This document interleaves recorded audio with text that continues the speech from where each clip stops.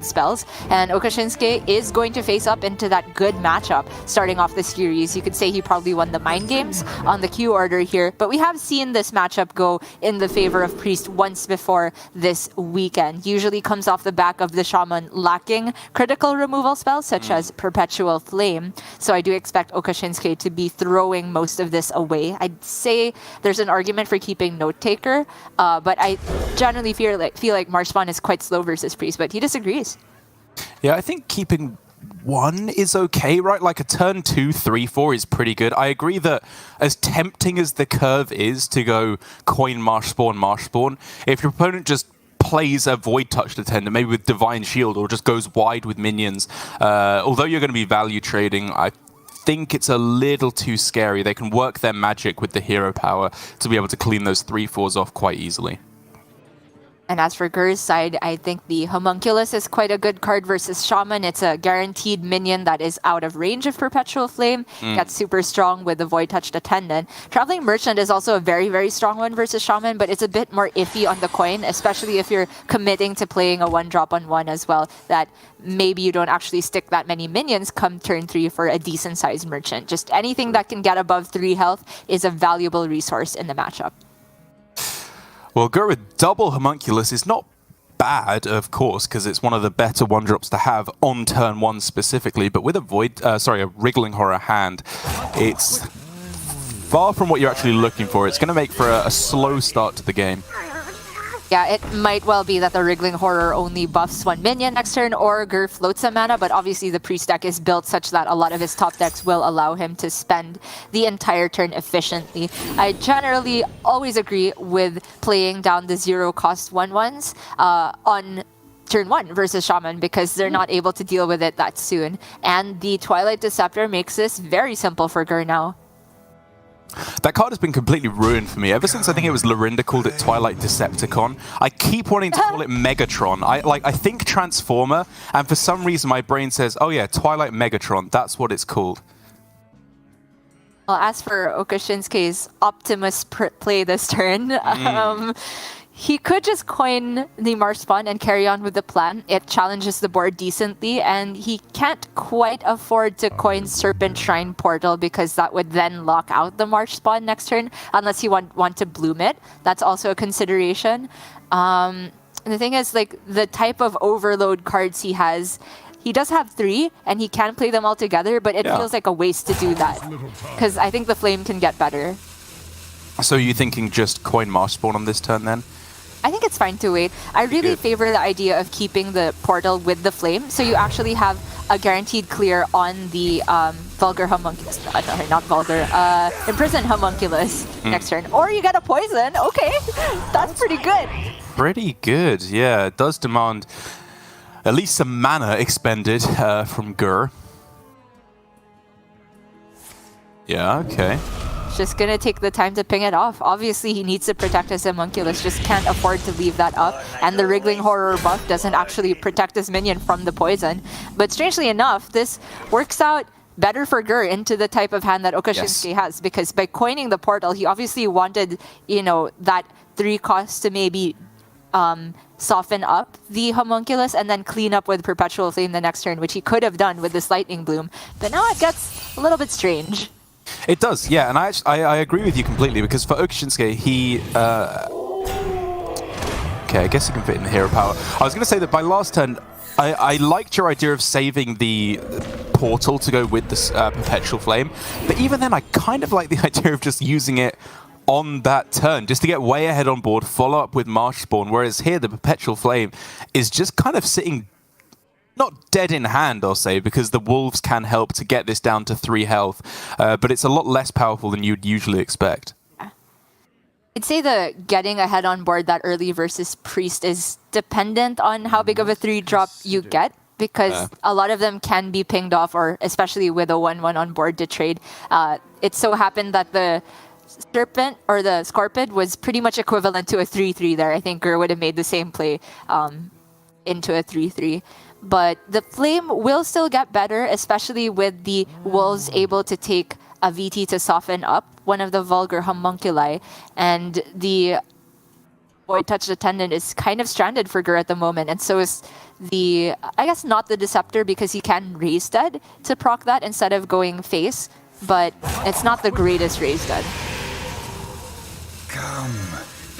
It's not the greatest, but not terrible either. It allows him to get a 3 attack. Yeah, just giving anything basically to buff up the Homunculus is really the big thing you want to do on this turn. And then, you know, raise deading all these 0-cost minions. It does allow for some good top decks as well. Obviously, Gandling, Elucia, and Voracious Reader all become a little bit more juicy now. The fact that there's 2 minions at 4 health, obviously Okashinsuke can trade into 1, but it's still not a guaranteed full clear from the Perpetual Flame. Also, he's already procced First Quest, which if you have to flame post First Quest completion, there is a very big drawback, which is the Overload's gonna stick around. If you don't have Overdraft exactly, it can ruin the plan. So it looks like Okashinsuke is going to go digging for something else at the moment. I think he's meant to take the opportunity here, even though Portal is very tempting, just to make sure that the curve is as efficient as possible. Yeah, I agree. You have the chance to find Novice Zapper as well as the perfect card in this situation. That's huge. Oh man, this hand is so close. Give him a Gandling, give him a Reader, give him anything to synergize with these 0-cost cards he has.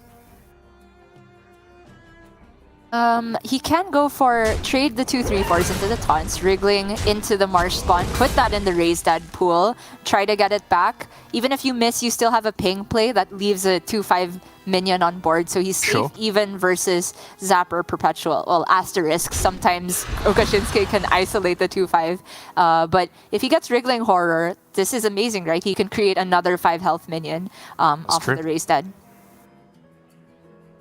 Yeah, and I think he needs to realize at this point that's one of the few things that he's actually afraid of. Like, he's going to start pushing some serious damage. While Okashinsuke is still effectively full health here, next turn is the turn where Gur actually starts turning up the pressure. Yeah. The second Deceptor not going to draw anything. He gets the Wriggling, and I do think the safest thing to do is to create 2 5 health minions. Just thinking whether, yeah, and the ideal position would be between the 3/4 and the 2/3 here, but obviously if you play the 2/3, you don't have the mana to play the Wriggling, so Gur is just gonna say he's not playing around a 2-card combo, but it's a 3-card combo! That's so nuts! I don't care if Okashinsuke doesn't have a turn next turn, this is too good. Yeah, it's absolutely perfect. He gets the 3/3 as well. Oh! That's the best bit, yeah. Oh my god. And then turn after, double 7-cost minions minimum. Although 7 costs are not premium necessarily, you're definitely going to take them, and it'll probably get the job done against Shadow Priest. Yeah. I mean, 7 costs do have decent stats. I tend to take 6 over 7 when I'm looking for value and card draw, but if you just want immediate pressure, there's decent ones like Nozdormu, Stormwind Champion, and you can get value off of Alabaster as well. But, I mean, Okashinsuke is not starved for value. From here for Gur, he can get his Attendant to survive on board and still ping down the Zapper, which is pretty big because he knows Okashinsuke literally can't do anything next turn. But it's an uphill climb. It's a big uphill climb. Yeah, this 3/3 can't take out the Attendant, but I think that's still fine. It's not really all too much of a concern. If anything, it's going to be better for Okashinsuke than it will be for Gur, because now it's 2 8-drop minions on the next turn, which are premium mana costs. That's insane. I feel like for Gur to have any chance versus his hand, he needs to top deck Illusion and slam it down next turn. True, yeah. And honestly, she's not even accomplishing that much. It allows him to play a Zapper and a Charge Call for a 2-cost minion. Wrong 3-cost card. Wrong 3-cost. I got excited. I mean, obviously he doesn't know the context of his opponent's hand, so you probably do just play these cards rather than trading them to look exactly for Elucia. I agree with the play, but it's the losing one here. I've got exotic wares and funnel cake. Let's get a fair bit ahead on board. So what are the 3 worst 8 drops? And have them be discovered twice. I can't think of it, Jar. I mean, yeah, you can't even get like Natalie. In like the neutral ones are usually pretty good. Yeah, Morg Forge Fiend, Taint Heart Tormentor, Alakir in the class cost for Shaman. You can even take a 9-drop here. Get some taunts guaranteed. That's probably even safer. Alakir, yeah, that'll do. Yeah. It straight away kills the merchant, although it might be better just on board as a taunt minion. Mm-hmm. I mean, you could theoretically take Arcane Devour and try and protect it behind Feral Spirits, which would complete his final quest and allow him to go Brucan into double-charged call. I'm just wondering what's the safest route. Like, what gets you there against Elucia? Well, if you're worried about Elucia, you don't complete quests this turn. Right, Elucia and player Brucan. So probably just another charged call. Agreed. Yeah, that's the good one. That is the goods. Could have just gone face for 8 there. That would have been sick. Oh no! Disaster. Yeah, that's not Elucia. And I think that is game. Feral Spirits. Well, I guess you can't play Brucan on this following turn. So maybe if you're even afraid of that, you just like go pass. So you can just go Feral Spirits, Brucan the turn after. So they can't even Elucia it away. Perfectly viable. Honestly, if Okashinsuke did give Gur a Brucan here, I think Okashinsuke still wins because Gur has no spells left to actually get the benefit from it. He played both Raised Dead. There's no way you pass this turn, right? It's fine. Yeah. You just set up the 2-turn lethal. Go face with the 8-8 before you kill the attendant, though. I made that mistake so many times. Eagerness to remove it. Oh, not Okashinsuke. No chance. Imagine. Not Okashinsuke. Alright, I just want to see Elucia for it to be funny here. No such luck, unfortunately. Okashinsuke just has to settle with winning the game of Hearthstone. He gets the expected win there. No surprises at all. The Shadow Priest taking a loss is still a pretty big deal, though, altogether. In terms of the queue order, which we haven't really actually talked about all too much so far over the weekend, Okashinsuke quite clearly got the better of his opponent. And so now with the Priest down, the Shaman has matchups against the Rogue and the Warlock, which are admittedly 2 bad matchups, but it's just good for the Shaman to have got a win there and get the Priest out of the way. Yes, and then so in terms of what Okashinsuke should queue first, you have to kind of figure out what deck does he need more for Okashinsuke's decks other than the Shaman, because you kind of assume both of them have a decent chance of getting a win. And I think Gur, honestly, I was expecting him to maybe throw out the Rogue and try to hold on to the to the Warlock to then beat the Shadow Priest from Okashinsuke potentially. But he says he's gonna start off with the Handlock and maybe have that Rogue to try and beat the Handlock on the other side. It's a lot of mind games in Last Hero Standing, as always. It feels like no matter which order Gur had gone for, he would still have to win an unfavorable at some point, which always just happens when you are the one who has lost the first in the best of 5. So Handlock into Quest Shaman, traditionally a very strong matchup for the Handlock. I think it only improves with this version that's running the Runed Mithril Rod. You do, in certain situations, need healing versus Shaman, but I often find that's when you've had a slow start to the point where the Shaman can start freely chucking burn at your face, which this deck is built to be as fast as possible getting the threats down. Yeah, I think that honestly, it's kind of a misinterpretation from me of the deck, because my first instinct was, oh, okay, so you're going for a slightly less offensive deck to have more consistency in terms of your removal, and have that big pop-off turn later on when you can go double Baron Scavenger for 0 mana thanks to the weird interaction with Rod. But even though you're losing a Netheron, the Rod kind of increases your aggression in a way. Although you have less overall threats, the rapidity with which you get them down is greatly increased, and that is what Shaman truly struggles against. It's not trying to remove every minion in the deck, it's just the fact that they come down too quickly that really gets to Shaman. And even though the difference between a Netheron and Flesh Giant is just 2 HP versus Shaman, that's a very, very big deal, because 6 is within range of X spell plus Perpetual Flame, or any combination of 2 of the 3 damage dealing spells, of which Shaman runs plenty. Whereas the Flesh Giant, usually you need to discover Torrent to deal with that nicely.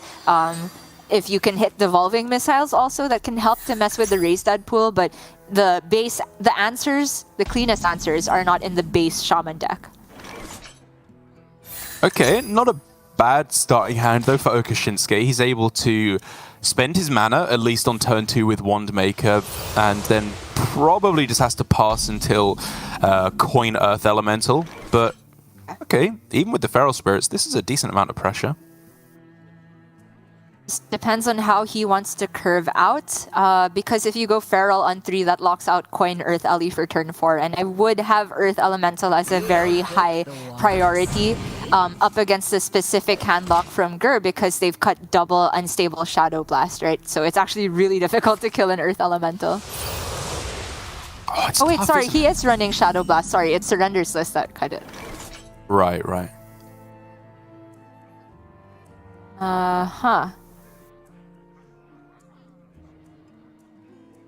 Quest completion is not a simple matter here for Okashinsuke, because if you just go Feral Spirit next turn, the way to complete quest is Zapper Bolt, which would then float 1 mana on the unlock, which feels not ideal. So I wonder if this is ever just hero power to go for the Coin Giant next turn. It's super slow, but Elemental seems good. I mean, that's what he was setting up for, right? Because if you're not going to go just hero power into coin Earth Elemental, I think it was better to go coin Feral Spirits and then the Wandmaker, because that just gets more attack on board right out the gate. But then you lose the coin, so the Earth Ellie's still coming down turn 5 rather than turn 4. Yeah, but if you're going Feral Spirits here, it comes down on turn 5 anyway, right? Even if you have the coin. Right. So that's why I think it's just hero power. Right, so that's what I'm saying. Like, if you're going to go for the Feral Spirits, you should have gone coin Feral Spirits originally. Oh, yeah, if you're not going for Earth Ellie at all, you mean? Yes, exactly, yeah. Sorry, explained very poorly.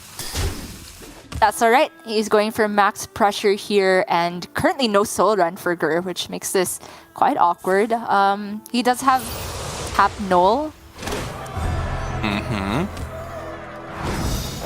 And that does leave kind of a scary amount of pressure on the other side, especially if there's any spell damage. So it looks like he's going Drain Soul instead, setting up for Tap Null next turn instead. Whoa! Wow! That is a top deck, though. Bloom, Earth Ellie, Lightning Bolt.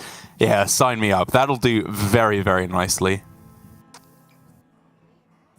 Bloom will proc Quest, which means Earth Ellie Lightning Bolt overloads him for 3 next turn, so he's not actually able to go Charge Call, so he might hold the Lightning Bolt here, even though it floats a mana. Okay, yeah, sure.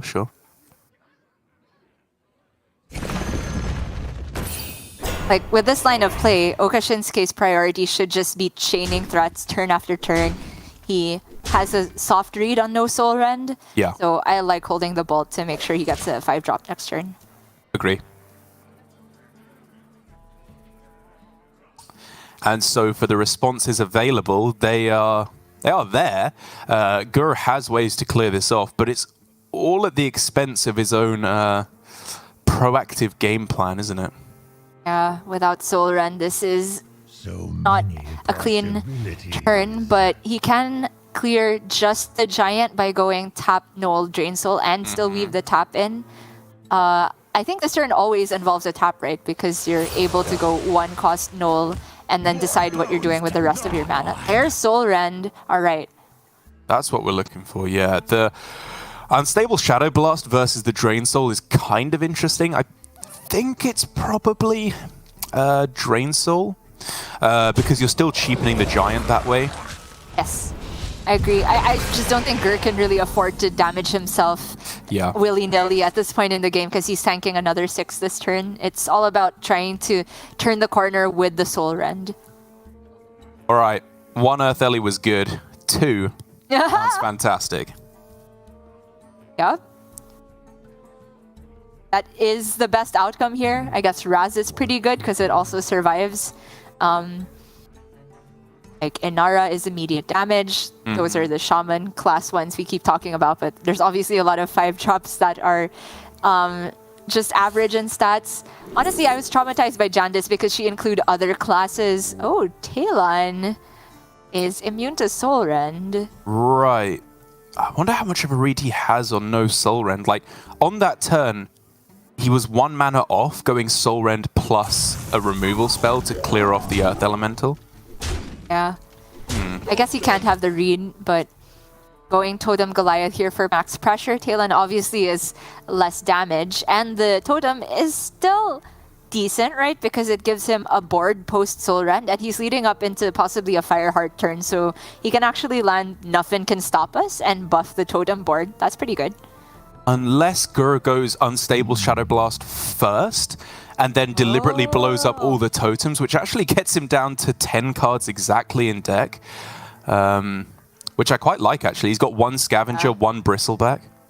That's spicy. And it also is the least expensive way, or at least health-wise, of continuing the quest and cheapening the giant. Right. Yeah, I really like that play. Alternatives are Soul Rend and then play Cult Neophyte, which is kind of hedging for like your totem board is probably not going to be a threat if you can't play spells for cheap anyway.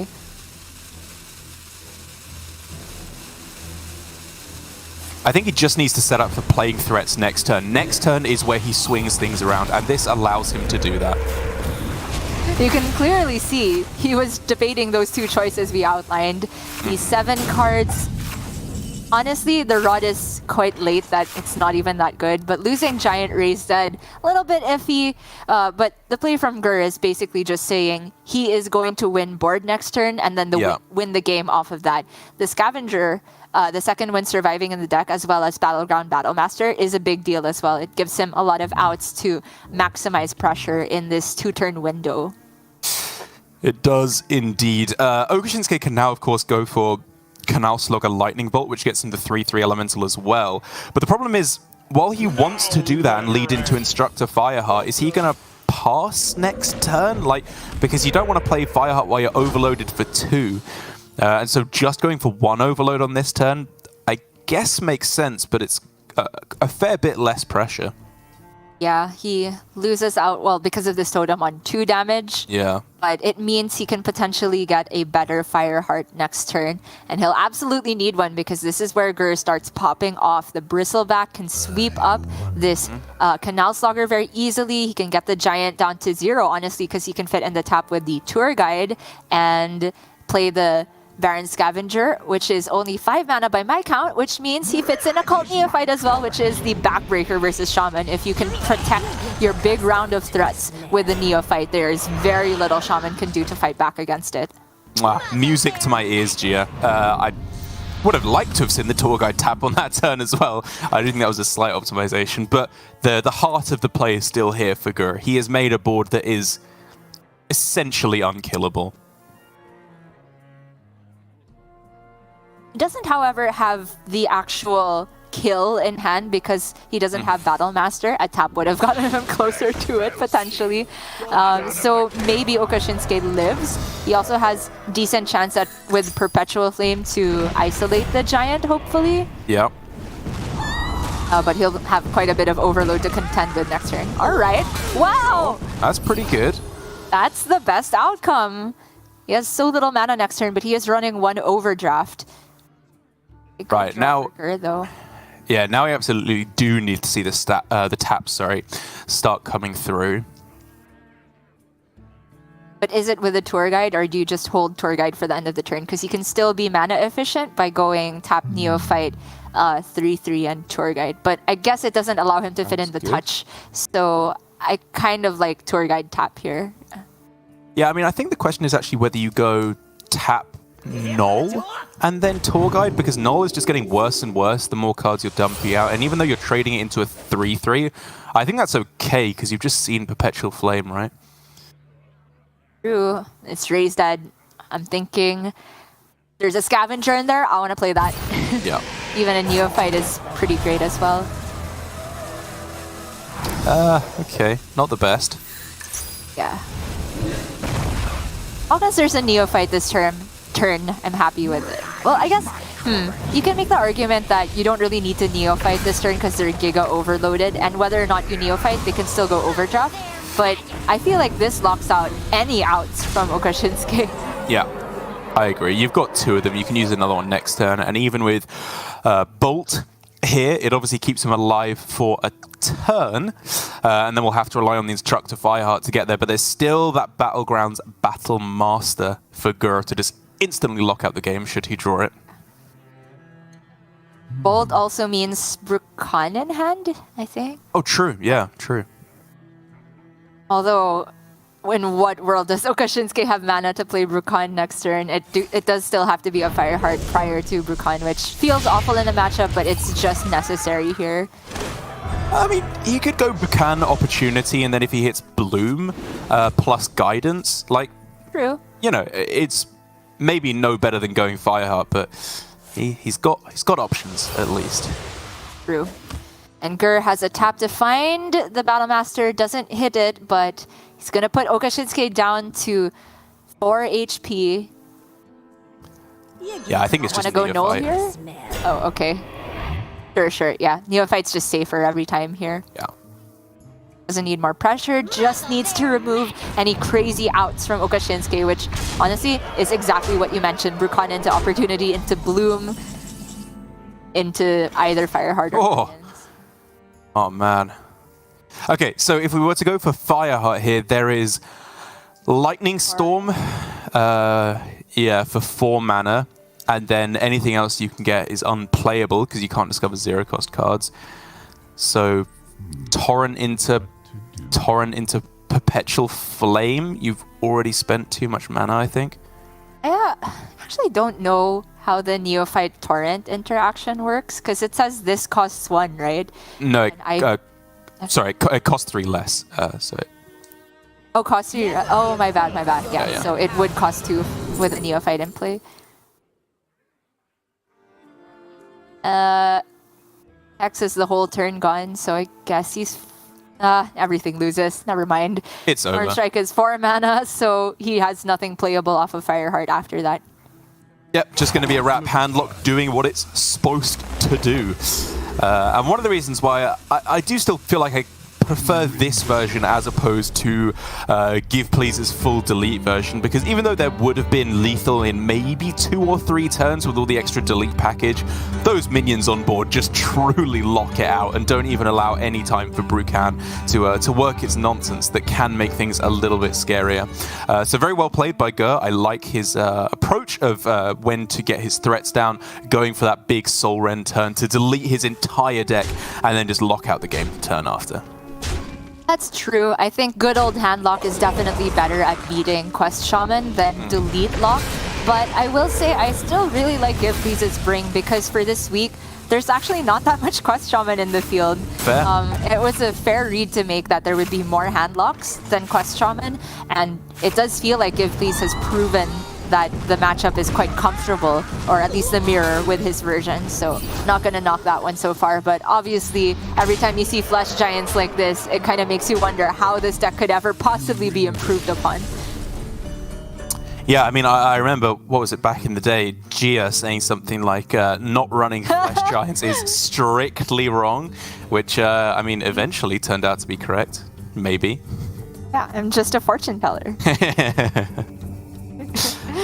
Well, speaking of fortune tellers, Elucia is kind of a witch. That's a segue. That works. We'll take that. The Shadow Priest here that Okashinsuke is forced to go over to is far from the greatest of counter cues, however, against Warlock. Specifically this one, as I was saying. With the Rune Mithril Rod, I think it's just an extra card that helps bolster this matchup. And even with the more recent iterations of... the Shadow Priest, all of which run 2 Org Merchants to make it more awkward, in addition to the usual suite of Neophyte and Elucia. I don't think the disruptive measures are quite good enough a lot of the time to make this a convincingly strong matchup for the Shadow Priest. I really don't even feel favored in this as the Shadow Priest, but it can come off the back of Guardian Augur Merchants like you were laying out. Probably don't keep it if it's your only good card in the hand. Traveling Merchant ×2 really needs some 0 cost and 1 cost cards to really make this pop, but the Soul Rend in the opener for Gur and the Rune Mithril Rod, it's looking really good for Gur here. Yeah, I think you're trading that bad boy away every day of the week. Trade turn 1 is the worst feeling as Shadow Priest.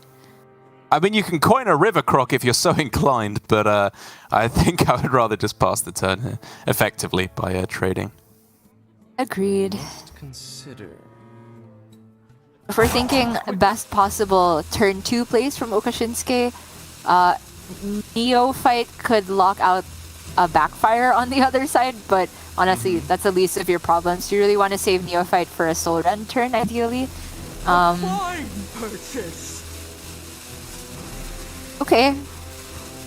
At least that gives him a target Okay. to target with the Kulturan, but he's actually coining it out this turn. Maximum damage, I suppose. Get in there for the 1!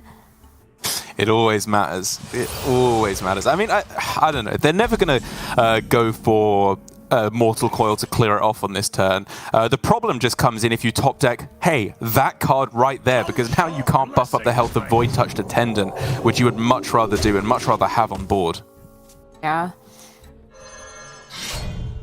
But he does get to push the 1, Derek. Oh. Sure. Sure. It's so strange to me that a hand that curves like this with the 3, 4, 5 is not that strong. I know, yeah. Because none of the things synergize together particularly well. Attendant this turn. Oh man, the Soul Rend is too easy for Gur here. Obviously, okasinnsuke doesn't have the luxury to play around it, so he's just living in the world where it isn't there and trying to beat that hand. But I guess the upside of there being just a Soul Rend turn is that's a turn where they're not tapping, and then potentially you're gambling sticks the next turn. Yep, that's fair. That's fair. Like, having both Soul Rend and the Shadow Blast is something you can reasonably expect they don't have. They're both 2-ofs, and of course there are other ways to be able to clear off the gambling.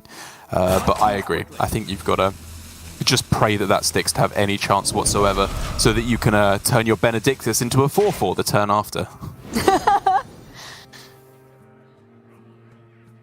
From Dark Bishop to failed student.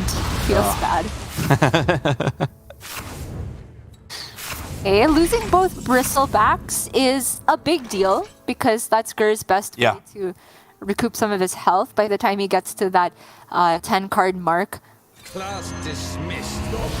And currently he doesn't have the Unstable Shadow Blast to one-shot the Ganling. He does have not quite Null Touch just yet. Not quite, yeah. If he can go tap into Backfire, I think that would actually give him maybe 1 mana off actually being able to make it work. But yeah, at the moment, you're right. It's not quite there. No, I think it does work, right? Because the Null will be discounted by the Rod as well if he got Backfire. Yeah, but I think it would go to 9 cards rather than 10. Yeah. Well, yeah. That's a good draw for okasinnsuke. That is a good draw. He can buff up his... oh no, never mind. The Merchant doesn't work in that way. But like you say, it's something that's another 4/4, which he'll take. He probably trades the Merchant here, right? Because he's pinging the Neophyte. Yes. So he can still go Desk Imp, Kulturan Chaplain. I don't think it's Raise Dead here. I think he takes a guaranteed 2/4/4, weaves in the ping, and goes Raise Dead next turn. Agree completely. Buff the Gangling here. You do still get the Battle Cry before it turns into a 4/4, so that's pretty good. It's tough to deal with. Even with the second Soul Rend available now, still not quite there to be able to clear it off with a touch of the Nathras. It needs something else a little bit extra. I believe that was Backfire off the top, though. And so now, there is a lot of mana that you can work with. Right. If he goes Backfire, tap, That completes the second rod charge. So many However, possibilities. wait, he can still go null then, right? It will cost 0 by that point Yes. after backfire tap. So It you will. can null. You can play Soul Rend for More bones. with your Two. 1 mana, your 2 mana remaining. Yeah. Not too fancy? I kind of liked it, actually. Like, it gets you closer towards that Scavenger as well. That would have been available the turn after, right, for 0 mana. Which is still probably available. You can just play the backfire next turn. But I felt like it maybe allowed you to play an extra giant the turn after as well. Yeah, maybe. Looks like he's just going for the safest possible play here of Soul Okay. Rend 3 minions. He can still tap to get to the 10 card mark next turn, but True. I agree. I don't think there was... Oh, maybe Elucia was the worry, right? If you play too many cards, even though you're never dead to damage, like, you give them a better Elucia, so that's gotta be where Gur's head is at. Okay, yeah, good point, good point.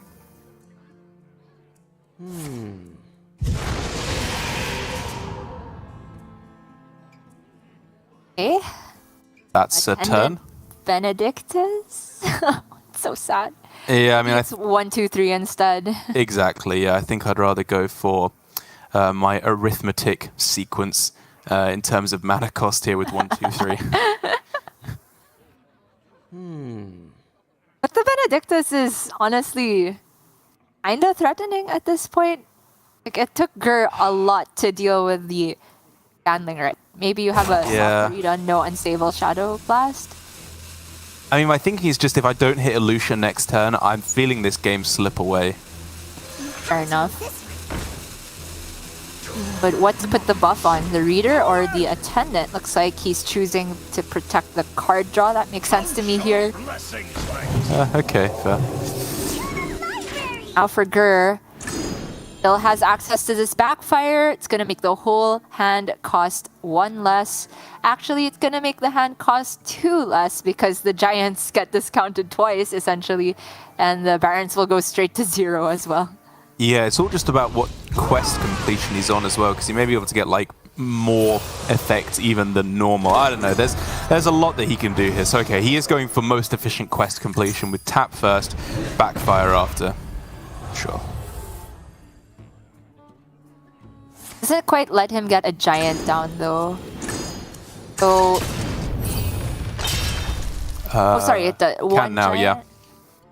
If he goes for the Go Drain Soul, he can get everything. 2 giant. Yeah, that's perfect. Strong. Even if there's Elucia off the top for Okashinsuke, the window has well and truly closed, which means Okashinsuke has to go for the Mirror now as his best matchup. I honestly feel like Mirror was maybe more reasonable than Shadow Priest into this matchup. Yeah, I think I agree. This just, I mean, obviously this is a pan out where Okashinsuke drew no disruption to Soul Rend and Gur drew the Soul Rend, which is about as bad of a matchup as you can get. But even having said that, this I don't think, especially with the Rune Mithril Rod, is a very good matchup for the Shadow Priest. Yeah. That being said, if our testing has any weight, it feels like the Runed Mithril Rod version is also favored versus classic handlock, so True. maybe Okashinsuke was just stuck between a rock and a hard place, and he will have to queue the hard place now, because this, I mean, the mirror is just really difficult when you have these full cost flesh giants. It feels every single time that the first person to get the major threats down and have them stick for at least 1 turn pulls too far ahead, because the opposing handlock then has to spend their entire turn removing. Maybe they don't get to do it so efficiently if they've also stuck a neophyte protecting the giants, and the damage because of the Battlegrounds Battlemaster means that just a couple giants sticking around can mean lethal the very next turn. Yeah, I mean, I think you are right for the most part, but it's interesting what you say actually specifically about having to spend your whole turn removing and not being able to develop threats, because each deck kind of has a way to break that soft rule in the matchup where you have, for okassinsuke, the Anetheron. A 1-mana 8/6 allows you to very often play that, then clear your opponent's board and be ahead in play, which can sometimes be enough to swing things back in your favor.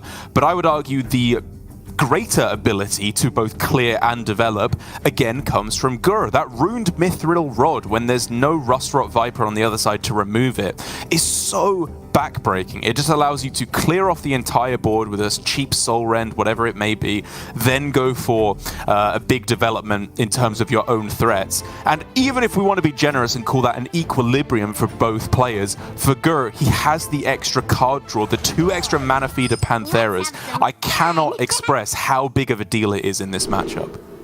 Yes. However, the loss of Tamsin Roam maybe comes in big here as well because Sure. okassinsuke has access to more total healing and potentially an extra Soul Rend because of Tamsin. So there's a lot of moving parts to have to consider. Also worth noting that okassinsuke is running the Spiced Bread Baker instead of the Rustrot Viper that fellow Japanese GMs Alutamu and Glory seem to favor. Maybe they were expecting the possibility of the Runed Mithril Rod version, or just more likely just to deal with Lion's Frenzies on the other side. But okassinsuke is surely wishing he had access to that tech card right now. Ooh. Okay, not a bad hand at all though for Gur. Having backfire on the play is very nice as opposed to on the coin. But okassinsuke's hand on the other side starting to come together. That Anetheron that I was talking about that can be the card that tips the scales, breaks the equilibrium in the early game, is going to be a very big deal. Comes online next turn, but in the meantime, Gur will be able to equip the Runed Mithril Rod. I think it's probably still worth it, even though he misses on a turn of taps and it floats a bit of mana. The amount of mana he eventually saves is too large to ignore. But okassinsuke, oh my goodness, lots of threats available next turn. Yeah, he's got the classic turn 4 play of 1 cost, tap 1 cost with Anetheron and Goldshire Null. Gur will have the capacity to clear that up with just a straight-up Soul Rend plus Touch of the Nathrezim. But already for okassinsuke, that's a good start. Even if your opponent has to use a Soul Rend to clear, you've done a lot of the work you have to do. Choosing to prioritize, being efficient with his mana and getting the quest progressed rather than going for the rod here, which I'm not really sure if this Neophyte disrupts anything in particular. I don't know. Yeah, I agree. And the problem is that you can't really go runed. You can't go rod plus tap next turn unless you want to overdraw again anyway, right? Because you just go straight back up to 10 cards. And so I guess if you're anticipating a clear turn, but even then, that's just another turn where you don't have rod in play. You're not discounting your hand. If he goes Tour Guide tap, he can't actually play the... Oh wait, he can, right? He can, Is that yeah. 2 mana? 2 mana. Yeah. I don't know if I agree with it necessarily, but it's a play he can make. I mean, he might just end up going Touch of the Nathrezim instead, I think, here is what you'd end up on.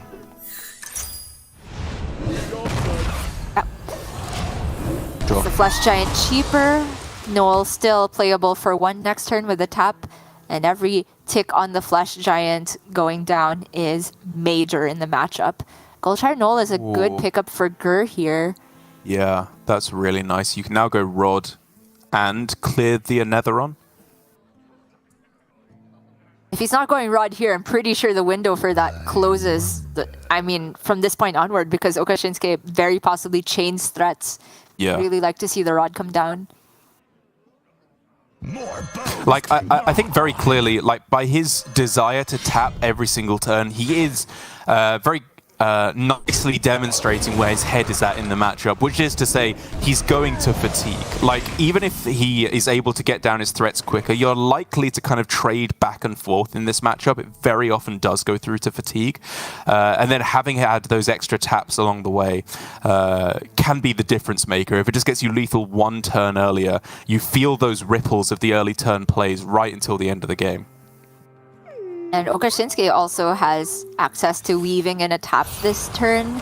If he wants to, he can coin Giant, potentially even touch with the Giant, but doesn't really have the second giant in hand, so I don't see the argument for just cheapening it even more when the touch can maybe kill an opposing target instead.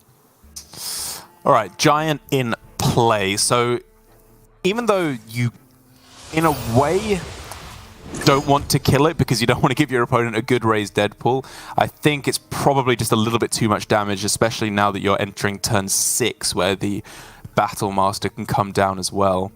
But clearing it off is actually easier said than done on this turn. I thought you might go raise dead to get a null back potentially and then go for drain soul, but that's not available anymore. I can see the reasoning for prioritizing taps because he's getting closer and closer to the Rune Mithril Rod activation. Right. But it means Gur is going to have to tank quite a bit of damage this turn. So he probably wants to go raise dead on this turn just to get them in hand, right? So they're cheaper next turn. And then you can just go Cult Neophyte? Yeah.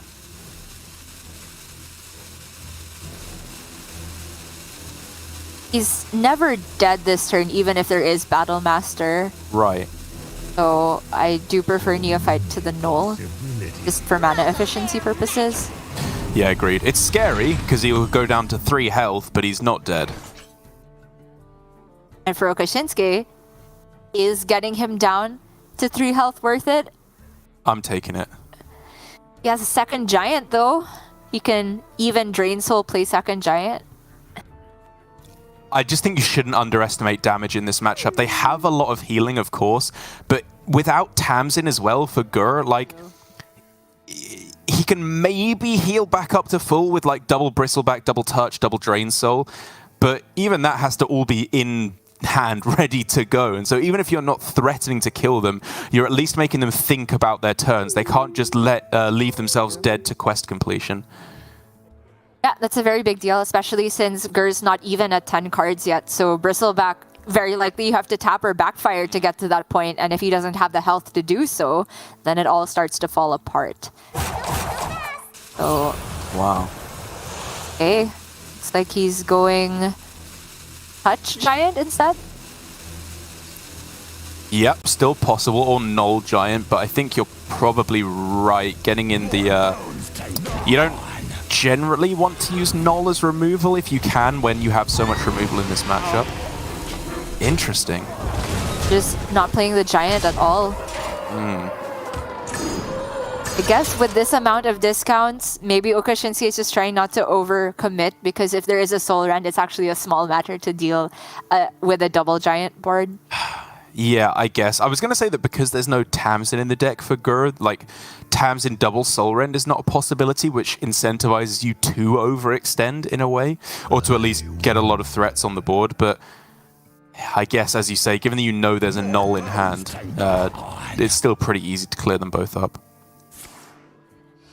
Given that the Soul Rend is very cheap here, he can easily weave in the tap, play another zero-cost Null, but maybe not.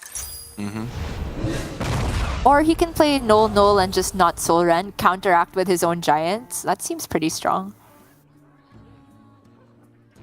Loads quite a bit of mana, though.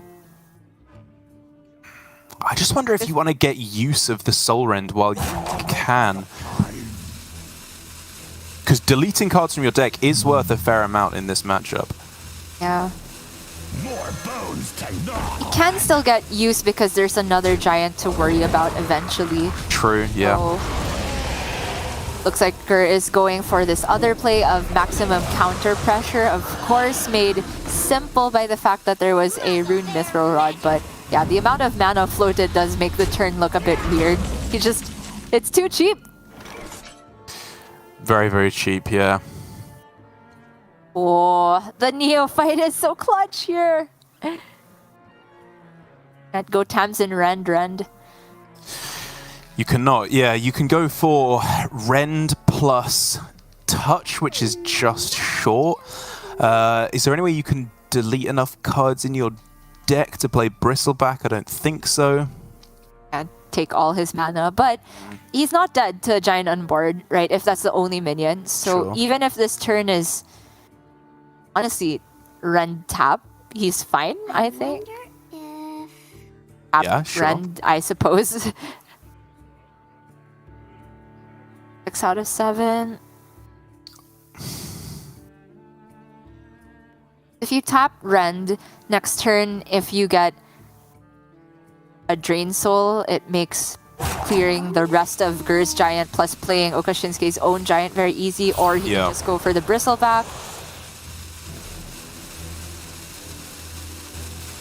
Yeah, I think he just has to go for the Soul Run now, lest he leave himself simply dead to the Battle Master on the other side. Neophyte and the Tour Guide, perfectly fine discards. As long as you're not losing card draw or threats, you're happy. And now for Gur, I think he is in a position where he can just double down on the damage, even though it's only one minion he's getting Wind Fury on. The fact that he gets to play the Scavenger as well is enormous. That's huge. Just the 5/5 body of the Battle Master here is quite relevant, I'd say. All Gur really looking for now is that second backfire. Obviously all these threats are nice, but with the Panthara, the Coil as well, he just wants to start getting through to that fatigue state, I think, with Tamsin Blightborn played. So he'll be in the headspace where saving the Unstable Shadow Bolt for a low health target is a high priority. Sure. Not in the spot where you're going to use that on your own minions because it's a big threat at the moment. And he's also on 6 out of 7, so I do think he'll want to tap before he plays Shadow Bolt on anything. Yeah, that makes sense. No, but it floats 5! Wow, playing around Soul Rend really hard, I guess, but he just saw one. Did just see one, yeah. I guess just wanting to save the threat of surprise lethal, but I mean, this is just something I kind of disagree with, because in the matchup, very often Battlemaster is actually one of the last cards left in your hand when you enter fatigue, and it never gets value because you're just always trading back and forth, destroying each other's minions every turn, especially once the Bristlebacks come online. Then it's so difficult to stick any kind of a threat on board. It just doesn't have any utilities saved, right? Like, your opponent will play around it anyway, I think, if you haven't played it yet. Okay. Even the Tour Guide's pretty good, actually, at this point, just because he's very tight on mana. The double Giants here. Sure, only one Soul Rend in hand. He does have access to playing pretty much all the removal next turn, though, because second weapon proc is going to go off. Wow, interesting to see no Tamsin as well there, because you can obviously earmark Tamsin specifically for second Soul Rend, so that you can go Tamsin, Soul Rend, and allow yourself to get one massive clear turn. But doubling up on Mortal Coils is actually also a very useful thing to do in the matchup, just because if you can target your own Tour Guides with them, as he just generated another one, that's a lot of extra card draw that may be able to offset the Pantharas. The scary board, and it's protected by Neophyte, but the Rune Mithril Rod coming in clutch for Gur here. I believe he's on 6 out of 7, quest 2. Okay. So, tap here, plus Soul Rend. The tap makes the turn a little bit more awkward because he'll end up floating a mana, but I think it's fine. He can tap Soul Rend, Bristleback, and Unstable Shadow Bolt. Oh, sorry. He was on 2 out of 8. Ooh. Oh. No, not the backfire. Uh-oh. Those were disaster cards. Losing Giant is bad, but losing Backfire can be back-breaking because you just want every card draw effect you can to kill your opponent with that fatigue. Going Drain Soul instead of Bristleback, saving the higher damage removal for one of the Scavengers he hasn't seen yet. Makes a lot of sense. Then he goes Shadow Blast, so he's tap Tamsin next turn. Yeah, tap Tamsin, Bristleback, or even fit in a Soul Rend. He can go with plenty of different kinds of removal, whatever it calls for. And while he is ahead on card draw, he's in a better situation in fatigue at the moment, because again, as a reminder, you want to be fatiguing in this matchup to kill your opponent with the Blightborn Tamsin effect. It's about the cards they have left in their deck, and there are still 2 backfires available for Okashinsuke, which is going to offset that difference in fatigue like that. That's enormous. Honestly, the only additional card draw effect here for Gur is the Mana Feeder Panthara, sometimes Mortal Coil, but we're getting to the point where it's really difficult to maneuver that to actually get him a draw. So he'll be relying on the fact that his Tamsin comes online first here. With the tap. Yep, If we're Rod talking- first. Sure. If we're talking best race dead targets here, I guess another Giant. Yeah. All of Stormwind shall share my pain. Yep, Giant, Scavenger. Anything that's a threat. Not these, not really. Definitely not. He at least has his tour guide to pair with the Mortal Coil that's still in his deck. Yep, true. And he's currently ahead on board, so Okashinsuke might have to take a turn off of playing his own Tamsin. Oh, but little Tamsin, Tammy 1, actually Yeah. pretty clutch here. There's a lot of different ways you can go about it, but I think getting that Mortal Coil, drawing 1 off the Tamsin is pretty nice actually here. True.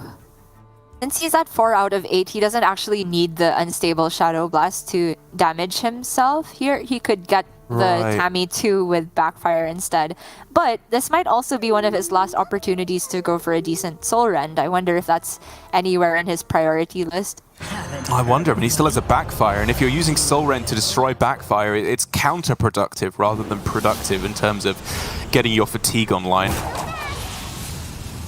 Well, depends how many minions you destroy. If it's 3, it's like the Sure. right? But in the end, going for the Mortal Coil play, like you said, gets the maximum value from his Tamsin here, leaves in the tap, and passes it back to Gur. I forgot about the Spice Bread Breaker. That might be big here, honestly. Would be huge. Yeah, a bit of extra healing. Again, it's very discrete numbers you're working with here. If you can just survive 1 extra turn because of the extra 9 health that Spice Bread Baker gets you, that's all the difference in the world. Bones to gnaw on. But it will be Gur first to hit fatigue here, so he has access to 3 draws in a single turn, the natural Yeah. draw, the tap, and the tour guide. But obviously the amount of damage that actually deals depends on where in the arithmetic progression we are. So many possibilities. Null trade, he knows about 0 cost drain soul, but it's actually good, right? Because, I mean, like if you leave the null at full health, that means Okashinsuke can drain soul and coil it for the actual True. draw. Yeah, that's I actually want to really trade weird. into the Tamsin. I think you're right. So many possibilities. He probably just holds the Scavenger because of Soul Rend, which can be paired with Mortal Coil. I mean, he can pray that it's the last card in deck, but for there to be no backfires to draw it as well, like, it has to. It's so unlikely that your opponent can't clear your board here. Yeah. And that's exactly what I think is going to happen. So here's the interesting question. Here's the really hard bit for Okashinsuke, because drawing further through your deck, taking more fatigue damage before you've played Tamsin isn't a bad thing necessarily, because it means when you do play Tamsin, you're immediately dealing more damage to your opponent. So going like Backfire and then Mortal Coil is kind of tempting on this turn. But the problem comes in if you're damaging yourself to the extent where your opponent can kill you before you play Tamsin, then it becomes very, very bad, especially because Tamsin cannot be played on the same turn as double Backfire. So for Okashinsuke to be able to clear and set up a Tamsin for the following turn and try and play Backfires, I wonder if he has enough mana to be able to do everything that he wants. Yeah, I think he can take the turn off Tamsin here. Oh, I was going to say just go Spice Bread Baker and then the Soul Rend while you have that many cards for the Baker to maximize the healing. But Right. it looks like he's just going to go Soul Rend here. This is still decent, right? Because he can Baker Tamsin next turn. Sure. If he even needs to Baker. Maybe he's had it calculated already that he can just get there next turn, because right now Gur's out of healing. So he's going to take 9 next turn, right? With 3, 4, and the 2, and then potentially Wait. 5 because of the Drain Soul. And he can Soul Rend Unstable here for a 5 damage right now. Right.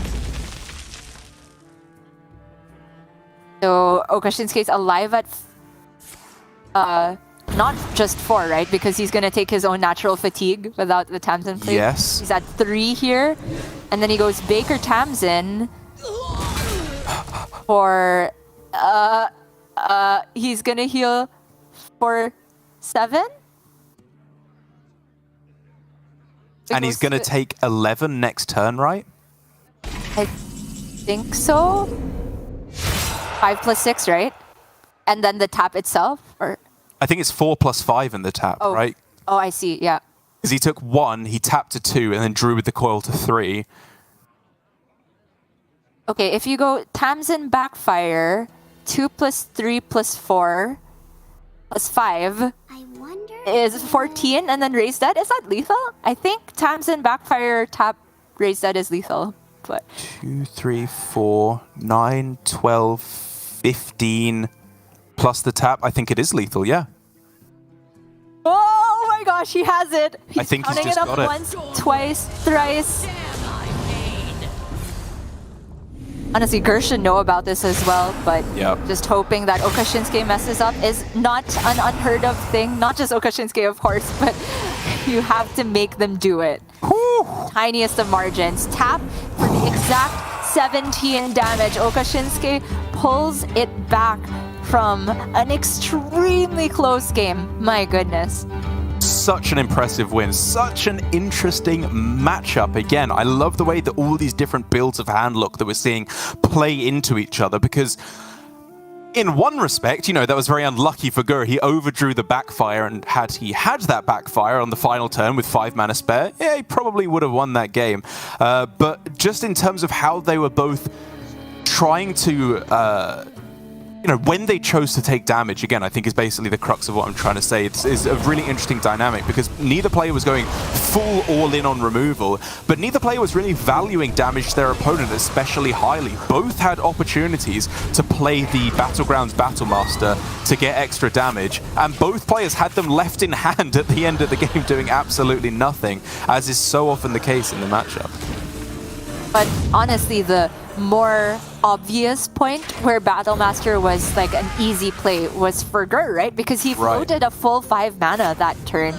He ended up being a little bit damage short of lethal there. Obviously, the Battlemaster body itself probably wasn't relevant because Okashinsuke had access to Soul Rend one way or another, but I wonder, with that extra damage pushed, could Gur have been able to win the series? You think sometimes that the damage isn't permanent anyway because they have healing, but the healing is not infinite, especially since they don't have that much mana to spend all in one turn without the weapon version to actually play multiple healing spells and a bread baker. It's just tiny, tiny margins. And it does mean now that Gur is forced onto his last deck, the Garrote Rogue, which I honestly feel is a decent matchup here. I've reined it in a little bit. Handlock is a bit stronger, played well than I originally thought it was versus Garrote Rogue, especially with the timing of Neophytes, but still very doable for the Rogue. Yeah, I agree. I think, like you said, it's becoming a lot closer as people learn how to play the matchup better. Because at first, obviously, your instinct as the handlock is just to go big threats, as always, as it is in pretty much every matchup aside from like Face Hunter and Shadow Priest. You just want to play your biggest threats as quick as possible. But while Flesh Giants are very good in the matchup, if you can get them down, it's the Neophytes that are so brutal in this matchup. If you can play them, raise dead them, go for them at key opportunities, even if your opponent can still find ways to get lethal around it, the fact that it makes your opponent's life so much harder, it makes their turn so much more complicated, is worth so much. Players will just screw up a lot of the time if you make their life that much harder. It's one of the few effects in Hearthstone where the disruption is not just strictly on the cards, but to the player's brain. It's usually not worth that much because there haven't been decks of this level of difficulty that even a Grandmaster is likely to struggle. But it's possible to gain percentage in this matchup. Okashinsuke starting off with the Goldshire Knoll keep, I think is reasonable just as a threat that can come down in the mid game. You don't want to give the Rogue all the time in the world. And of course, Gur keeping Octobot and Shroud and insta keep in these slower matchups. I'm honestly super excited to see Gur pilot this deck because it is a deck that really tells you a lot about a Hearthstone player and how they perform under pressure. And personally, I faced Gur on a ladder a couple times last week in the Garrot Rogue mirror. And I think he was playing specifically for combo, and in the mirror you can go for just straight up face damage, but I expect he will have learned a lot from that point and will be giving us a good show. So here for okasinnsuke, you have the opportunity to go tap this turn up to 7, draw to 8, and then on 4, backfire Null or backfire a Netheron. But that does of course mean that you can't play Touch of the Nathrazim, which is kind of annoying because then all of a sudden your Netheron is a much easier clear target because of the 3 damage. But even then, I do still think I like just prioritizing the taps here and getting his own win condition online as quick as possible. Yeah, I completely agree. A lot of the times that I beat Handlock when Garrot Rogue was still a relatively new deck, the Handlock was prioritizing clearing the early board, taking as little damage as possible. When in the bigger picture, when the Rogue has time and enough combo pieces, it doesn't matter what health total you're at. You do sometimes, like if you're in a position where their only out is to go for not guaranteed bleeds with consecutive draws, then you can try and prioritize your health total. But in the early game, the much more important factor is to counter pressure. Don't give the Rogue time. And theoretically here, I could actually see an argument for, as he's going for here, Touch of the Nathrazim, because as I often talk about, like the thing that Rogue is weak to is not big minions. It's not even necessarily wide boards or like medium-sized boards. It's everything coming down at the same time. If you're playing a Netheron plus a Goldshire Null, maybe like rushing in and raise deading something, that's when things get really difficult to answer because they don't necessarily have all the mana to do it at once. And so rather than drip feeding your threats, going for them all at the same time, is something I actually like a lot here from okasinnsuke. But for Gur, this turn is super clean, starting with the Coin Swindle and going for an Octobot discount turn. He can go for either Prize Plunderer or Ethereal Augmerchant to discount it. Obviously, Ethereal is a combo piece, but I think it's fine to lose one here. There's no Altar of Fire for okasinnsuke. He will very likely find the other one, and the Prize Plunderers are just super valuable to make sure you can get rid of threats in a timely fashion. Also love that Gur didn't start with Foxy Fraud before Swindle, because he knows he's going to have that Foxy as an additional draw in his field contact trade next turn. Oh, it's really close actually, isn't it? Because the Prize Plunderers are actually really good in this matchup, unlike in some of the slower matchups where it's just a procer for your own Octobot most of the time.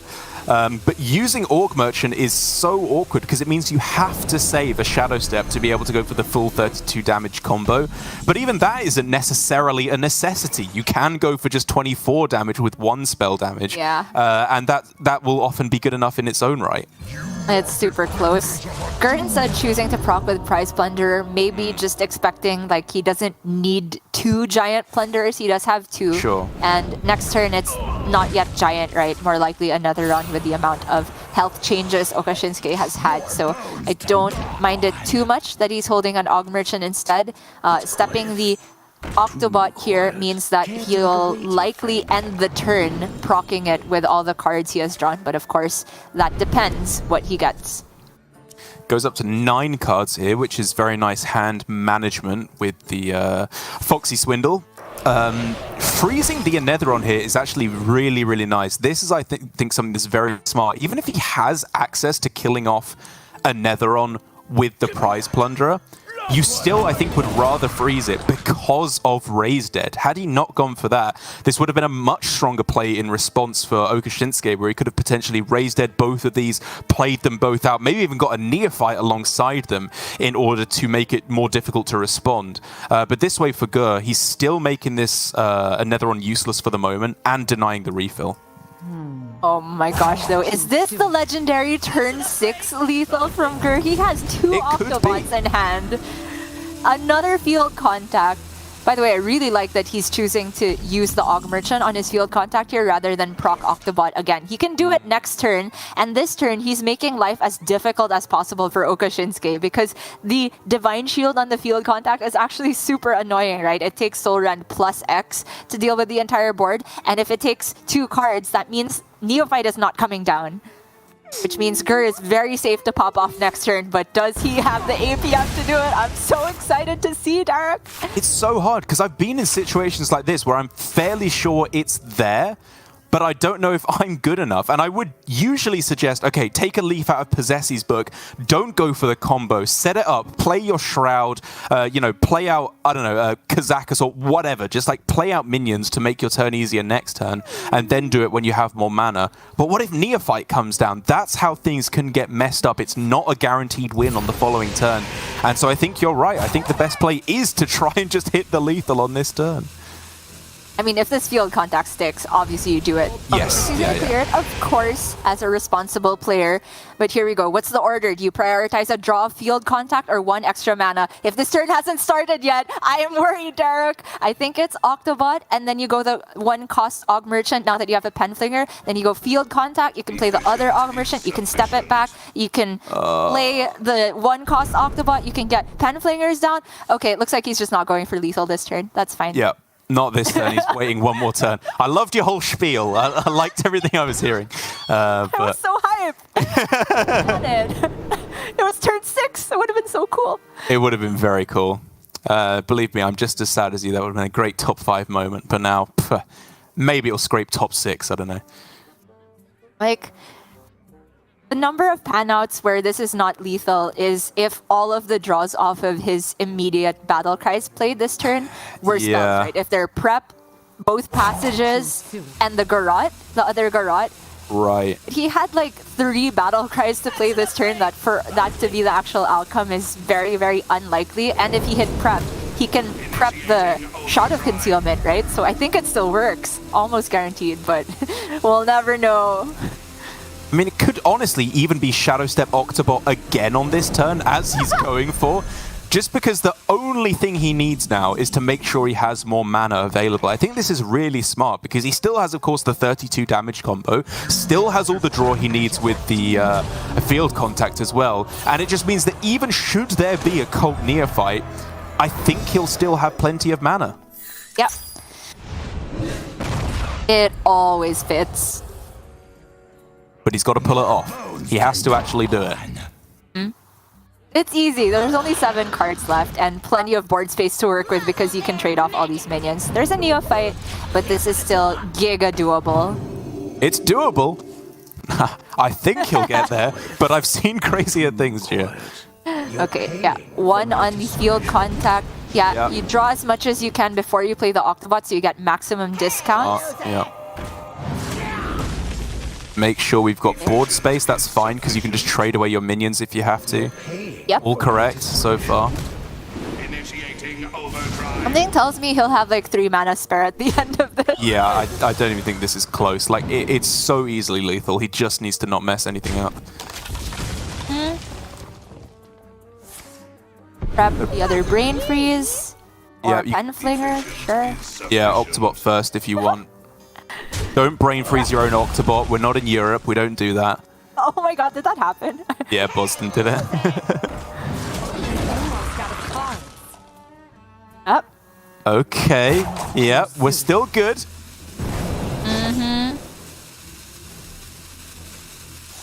Other Garrote, and then the Brain Freeze. My bad. Looks like he actually had 0 mana spare at the end of... Did he get it? I think he might have... Why did he not play the other Garrote before? What? Minions are attacking! Oh What's no! happened? Oh no! Disaster! Disaster! Disaster! What? It wasn't me! Oh no! It wasn't you! It wasn't you, Penflinger! Why? Why? There's just Battle Master! No! Oh. Derek Garrote has claimed 4 victims in APAC now. 4! Oh, Gia. He had it! He had it! He just needed 1 Penflinger. Oh, okasinnsuke. I mean, it's the jammiest of victories, but I mean, you deserve it. A win is a win. You're going to take those, and he's going through to the semi-finals. What an absurd way to end out the series, as yet Another victim is claimed by Garrote Rogue. The hardest deck in the world to play ever in Hearthstone's history, apparently. Even though Gur looked like he was doing everything right. I loved the way he sequenced that. He was getting max draws before Octobot proc in order to save mana. He was keeping board space available, bouncing Penflinger as much as possible. He figured it out. He'd done everything. He was just too slow. So it obviously looked weird that the field contact traded there, but what was happening was that all of the animations of the bleeds were probably still going off for Gert, right? And at that point, you're not actually able to play any more spells or battle cries, so he just panicked, just traded the board because somehow cards were green, which means your opponent isn't dead, and just hope that he wouldn't be dead on the backswing. But where it really went wrong was, I think, playing that second to the last Penflinger before the other Garrote. Right. There was one more card left in the deck that wasn't a bleed, which I think made him deviate to Penflinger, but you kind of have to know that you won't have time left with all the bleed animations in that case, because you won't be able to play the final Penflinger to actually draw the second half of the bleeds, and it was very likely lethal if you had gone in the other order. But this deck, it really makes you mess up. Even though he had bought himself time, you